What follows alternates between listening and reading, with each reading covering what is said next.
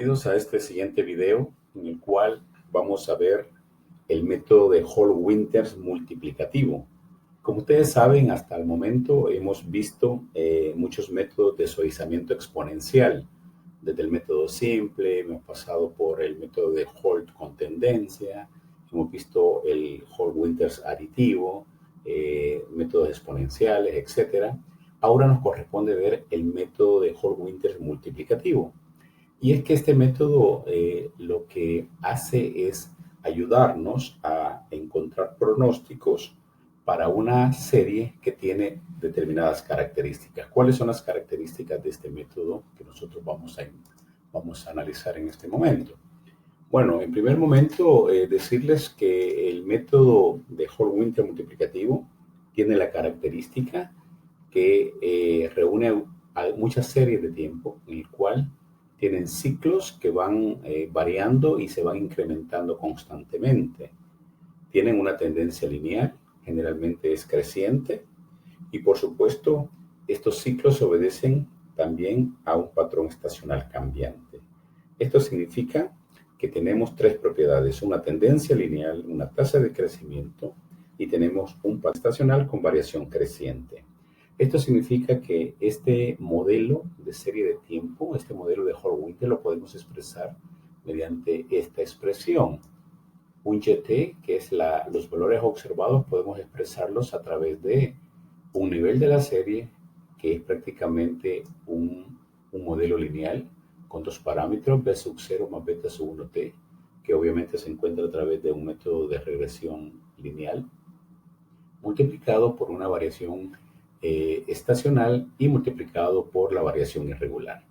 Observemos que este modelo de este Hall-Winters multiplicativo precisamente se llama multiplicativo porque se multiplican estos componentes.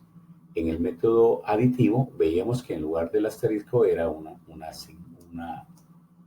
signo más. Ahora no, ahora prácticamente estamos multiplicando la tendencia lineal por la variación estacional y por la variación irregular.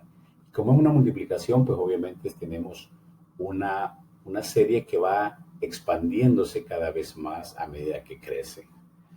Dicho esto, pues tenemos ya las características de una serie. Podemos nosotros en un momento cualquiera a nivel de la tendencia poder tener un nivel de la serie y tenemos una tasa de crecimiento.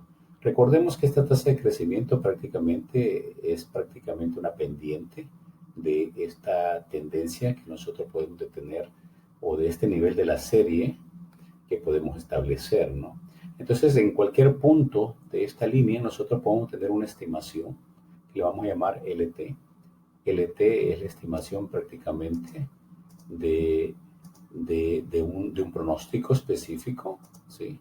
Este LT que está acá es un pronóstico y este BT es la tasa de crecimiento en este punto, ¿verdad? Entonces, el modelo lo que estipula es que dado un nivel punto cualquiera, en este caso en LT, por ejemplo, siempre vamos a tener un LT-1, que es un nivel de la serie en un tiempo anterior. Igualmente, una tasa de crecimiento en un punto cualquiera, vamos a tener una tasa de crecimiento en un periodo anterior. Igualmente, vamos a tener una variación estacional, ¿sí? Una variación estacional con su índice T-L. Recordemos que T-L significa es la cantidad de estaciones y T-L significa un periodo que ocurre en un año antes del periodo T, ¿verdad? Aquí tenemos el punto T. Entonces este punto que está acá es un punto que ocurre exactamente un año anterior de este punto. ¿Qué significa esto? Si el periodo T, por ejemplo, tuviésemos en el segundo trimestre de un año en particular, este punto T-L correspondería al segundo trimestre, pero del año anterior. Dicho esto, una vez hemos analizado estas características, pues vamos a suponer que tenemos un nivel de la serie en el periodo T-1. Esto corresponde a la estimación de ese nivel. También un PT-1 que corresponde a la estimación de una tasa de crecimiento en este nivel. Y tenemos una variación estacional T-L que va a corresponder a esta estimación más reciente. Pues estos son los valores, o estos son los que vamos a necesitar para poder utilizar el modelo de Hall-Winters, que es el que ponerlo en una forma vertical para entender un poco el tema de los componentes que conforman el modelo estadístico de Hall-Winters multiplicativo.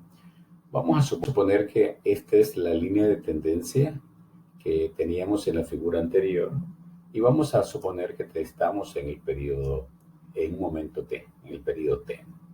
Si estamos en un periodo T, en este punto del nivel de la tendencia vamos a tener también un nivel de la serie, vamos a tener una tasa de crecimiento y también vamos a tener una variación estacional en este periodo.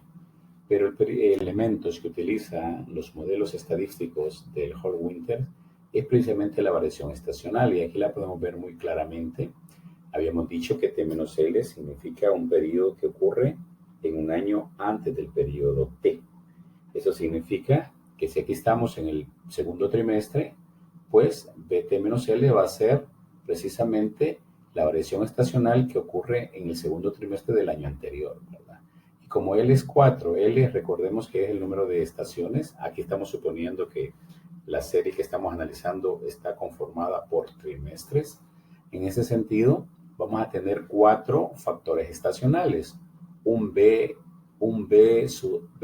4 menos 4, un BE 3 menos 4, un BE 2 menos 4 y un BE 1 menos 4. En pocas palabras, estamos hablando de que si hacemos la resta que aparece en cada subíndice, aquí vamos a tener el factor estacional a nivel 0, con un subíndice 0, porque 4 menos 4 es 0, ¿no? Aquí vamos a tener el factor estacional con un subíndice menos 1, porque 3 menos 4 es menos 1. Aquí vamos a tener el factor estacional menos 2 y aquí vamos a tener el factor estacional menos 3, ¿verdad? Estos son los elementos que necesitamos y por supuesto en un periodo anterior, que no necesariamente puede ser acá, aquí vamos a tener un nivel de la serie en el periodo T-1 y aquí vamos a tener una tasa de crecimiento en el periodo T-1, ¿no? Entonces, el modelo estadístico que corresponde a Hall-Winters multiplicativo, pues son estas 3 ecuaciones que tenemos. Uno referido al nivel, otro referido a la tasa de crecimiento y otro referido al factor estacional. Pues el nivel de la serie en el periodo T va a ser igual a una constante de suavizamiento que vamos a llamar alfa, ¿sí? Y este alfa está multiplicando a todo este factor que es prácticamente es una tasa de variación de la observación YT respecto a la variación estacional, ¿verdad? Más 1 menos alfa por el nivel de la serie en el periodo T-1 más el crecimiento, la tasa de crecimiento en el nivel T-1, ¿no? Observemos que aquí estamos en el periodo T y eso significa que para encontrar un nivel en un periodo específico tenemos que tenemos que tener el nivel anterior, o sea, el nivel del periodo anterior para poder obtener LT, ¿verdad? Eso significa LT-1 y BT-1. De manera similar, para obtener la tasa de crecimiento en el periodo T, vamos a utilizar una constante de suavizamiento, gamma, que está multiplicando a la diferencia del nivel de la serie en el periodo T menos el nivel de la serie en el periodo anterior, más 1 menos gamma por la tasa de crecimiento en el periodo anterior. Y la variación estacional en el periodo T va a ser igual a una constante de suavizamiento delta multiplicado por una tasa de variación del valor observado en la serie dividido entre el nivel de la serie en el periodo T, más 1 menos delta multiplicado por la variación estacional en el periodo T-L. Recordemos que estos coeficientes de suavizamiento alfa, gamma y delta pues están en un intervalo de 0 a 1. Vamos ahora a ver cómo podemos aplicar el modelo de Hall-Winters multiplicativos. Los modelos estadísticos para encontrar el Hall-Winters multiplicativo, pues lo primero que hacemos es prácticamente trabajar con el 50% de los datos. ¿Qué significa esto? Bueno, el 50% de los datos significa que nosotros necesitamos determinar el valor inicial, ¿sí? Necesitar los valores iniciales para poder ejecutar el modelo. En ese sentido, vamos a aplicar mínimos cuadrados ordinarios. Significa que vamos a realizar un modelo de pronóstico para el 50% de los datos. En este caso, vamos a ejemplificarlo con una base de datos que tenemos 32 datos, ¿sí? Es decir, tenemos 8 años en 4 trimestres. En este caso, vamos a ejecutar el mínimos cuadrado ordinario al 50% de los datos, es decir, desde t igual 1 hasta 16. Esto es para determinar los valores iniciales, L0 y B0.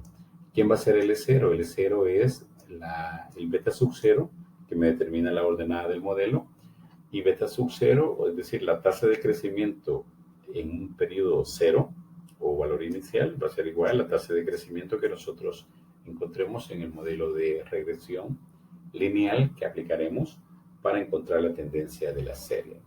Entonces, conocidos los valores iniciales, ¿sí?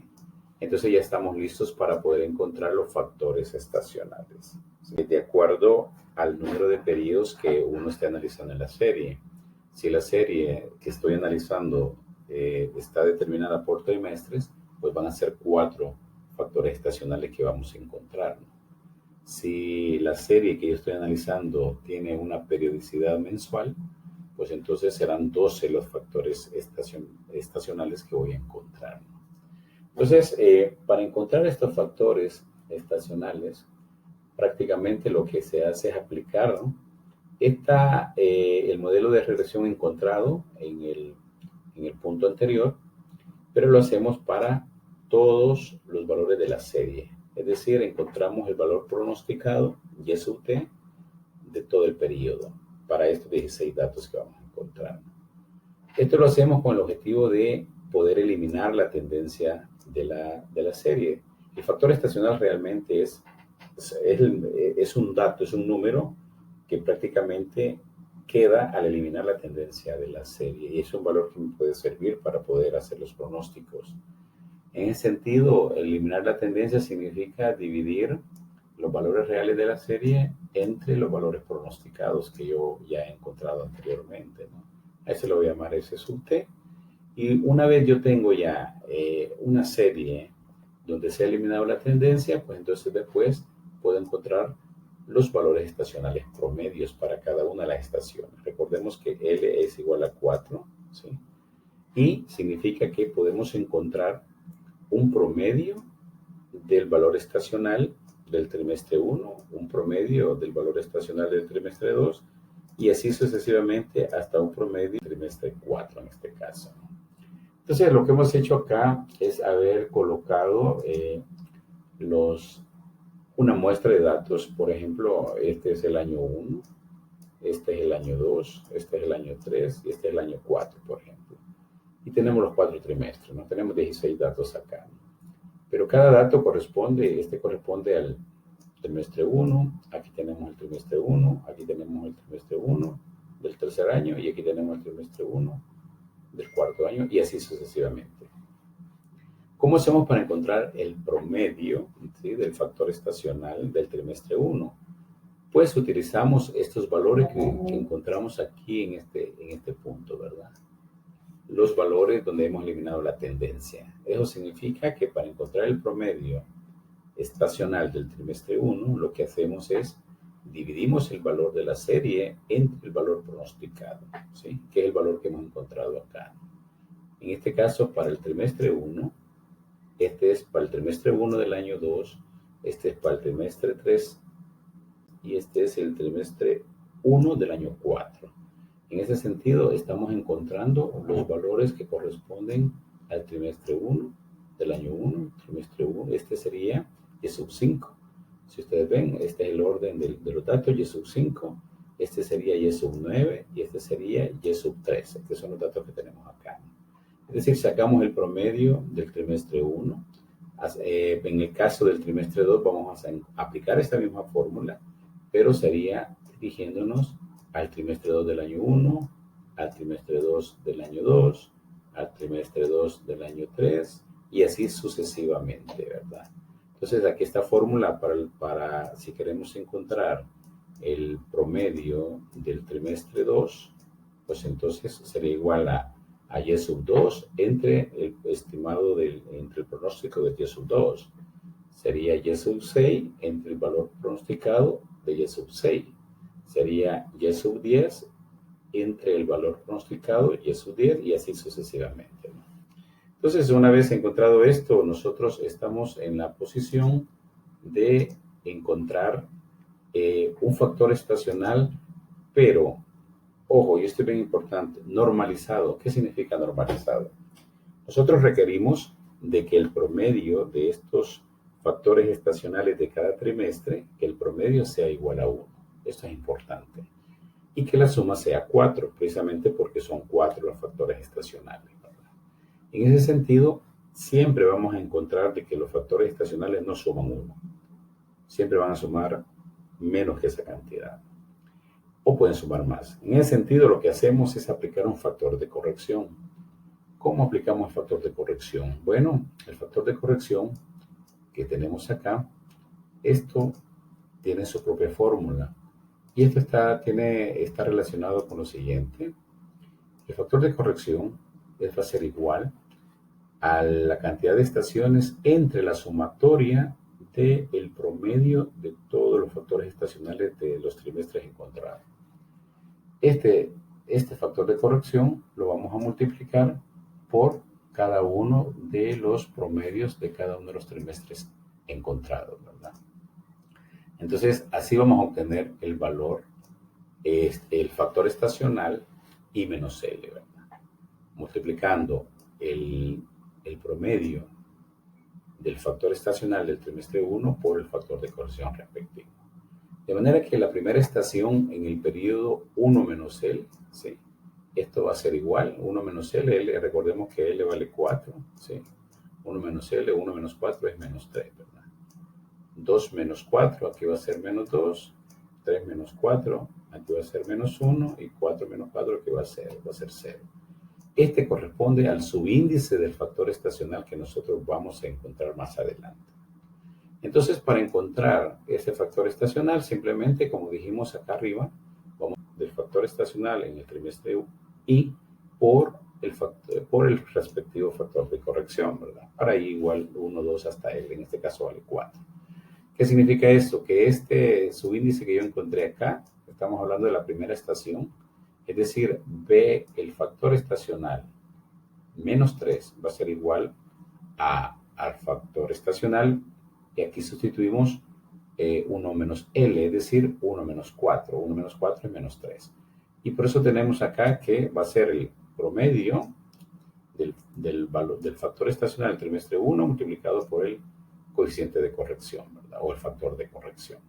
Y así sucesivamente para la segunda estación hasta llegar a la cuarta estación, que va a ser el valor del factor estacional en el periodo 0 va a ser igual al promedio del factor estacional del trimestre 4 multiplicado por el factor de corrección. Hasta aquí ya hemos explicado el proceso de cómo aplicar Hall-Winters. Ahora nos vamos a ir a un ejercicio práctico para poder aplicar este modelo estadístico que acabamos de explicar. Cabe aclarar de que el modelo estadístico que hemos visto, ¿verdad?, anteriormente, como pudimos ver, que son las fórmulas YLT, BT, BET, estos factores, pues lo que hacemos son optimizarlos, es decir, buscamos aquellos valores que minimicen la suma de cuadrado de los errores. Y es precisamente eso lo que vamos a ir a hacer a continuación. Así que los invito para que pasemos al segundo video, donde vamos a observar cómo aplicar el método de Hall-Winters multiplicativo. Muchas gracias.